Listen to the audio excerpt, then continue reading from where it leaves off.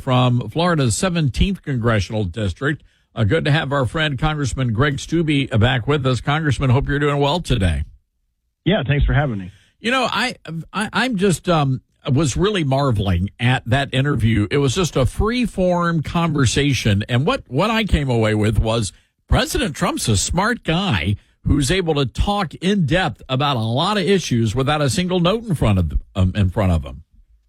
Yeah, he really is, and I've gotten the opportunity over the last several years to get to know him on a personal level, and we'll have dinners with the Florida delegation, and for 4 hours, he's talking about everything from Israel to Iran to sanctions to domestic economy. Obviously, he was very successful in business and the type of tax policy that we passed. So he is a very intelligent individual who can talk in depth about a lot of different issues. And it's unfortunate that, you know, the mainstream media, obviously, if it's a debate or whatever, don't let him talk and cut off his microphone and all that sort of thing. But that interview with Elon helped illustrate how much knowledge he has. He served 4 years in the White House, so he knows exactly what he needs to do to get this country turned around on day one when he gets sworn in. Yeah, I completely agree. And what I find amazing is that when the Democrats get very nervous when the president sticks to policy, when he does interviews like the one he did yesterday, where he is laser focused, it terrifies the Democrats because they know that is the winning formula for Republicans. And they lose. Democrats lose on everything from a policy perspective, whether it be foreign affairs, whether it be the economy, whether it be taxes. So you're right. It's good that he's focusing on that because that's what the American people need to look at. Were you better under Trump when he was president for 4 years than you are today after three years of Joe Biden and Kamala Harris? And every single American would tell you that you're not. From inflation to the economy to the jobs to the safety and security of the American people to the border to terrorists being let into our country. Fentanyl is now the number one cause of death from people between the ages of 18 and 45, all of that coming in through the southern border. And these are things that, you know, if you talk about that and people are like, oh, yeah, that makes sense. And that's right. We win. Republicans win. Trump wins on every single major policy issue all across this nation.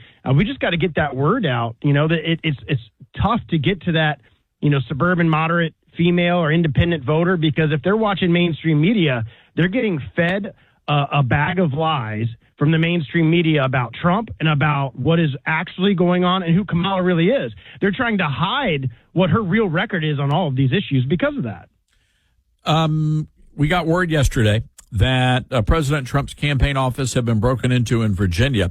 You know what I find interesting here, Congressman, is there's been very little news coverage about this.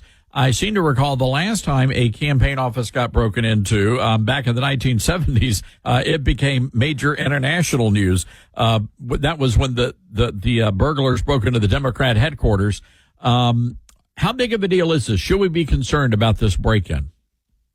Well, we should be concerned about everything from a crime perspective and from a political perspective right now. I mean, think about this. President Trump was almost assassinated, and the Secret Service still has refused to give Congress the information of what Secret Service agents were there that day so we can question them. Why are we not getting information, just like you said, about this break-in? Why are we not getting information about Trump's campaign being hacked by the Iranians? The FBI is going to sit on all of this stuff. You know, if this was the Biden DOJ or the Biden campaign office or the Kamala Harris campaign office, it'd be all over the news. But you're not going to get that information from a completely weaponized Department of Justice. And it's just fascinating. As a member of Congress, we had to create a committee that recently, just right before we left for the break, got seated and appointed. And as a member of Congress, we still don't know details from the assassination. What officers were there that day? How long did you see the shooter on the roof? How long? Why didn't you engage the shooter? Did you get asked for permission and get refused? Why not? Why did Mayorkas repeatedly deny Trump's team more security? So it's crazy how much we have lost and fallen to the left in our country and really become a communist country run by the Democratic Party because they control the DOJ, they control the FBI, they control the Secret Service, and they're weaponizing it against the American people. That is just insane, Congressman, when you look at how there was an effort to completely erase the assassination attempt from social media. We still don't have any answers. We don't know really a lot about the shooter. And when you have a situation like that, it leads to, conspiracy theories. But honestly, I'm just calling them flat out theories right now because we are so far off the reservation. Never in a million years would I have thought we would see a security failure like we saw there in Pennsylvania. Well, and it's not just Biden's DOJ and the Democrats running the deep state. It's also the social media companies, the mainstream media. They're all working in concert with each other. Oh, let's talk about Kamala as this. Let's not interview her. Let's just say these 3 talking points. And social media working behind the scenes to, if you want to get more information about the Trump assassination, Google's stuff about Kamala comes up. I mean, you can't make this up. That's why I said the Democrats are running the communist United States of America right now to try to thwart Americans' access to information. They're using their Democratic buddies in Google and social media companies other than Twitter. Thankfully, Elon Musk decided to buy Twitter, and that's like one of the few platforms that you're actually seeing conversing of ideas. But we saw it back in the 2020 election when the New York Post story of Hunter Biden's laptop got completely demolished by the deep state and the social media companies, and all those people tried to hide that information to the American people, and they're trying to do it again. I think the majority of Americans are smart on this, and they realize that this is happening now because it is so pervasive throughout our country because of their administration. Congressman, real quick here, we've been following the story of Governor Walz, and it seems like every single day we're getting a new video or new allegation that he's, involving stolen valor. At what point do the Democrats cut this guy loose? I can't imagine this is a good thing for them. Yeah, I don't think they will because this guy is Kamala Harris's policies. He's as far left as you get.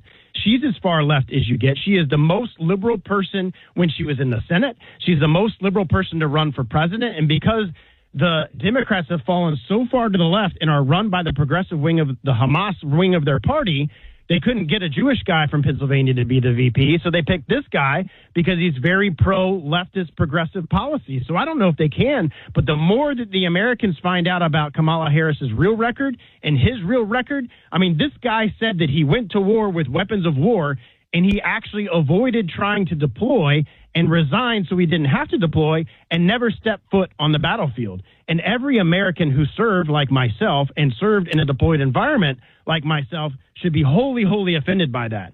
And the fact that the mainstream media is trying to, he was a veteran, and they're trying to highlight his military service while he lied about it is very illustrative of this Democratic ticket going into November. All right, Congressman, we got to leave it there. You're fired up today. I like that. Congressman, appreciate you coming on the show. All right, anytime. Thank you. All right, Greg Stubbe, everybody.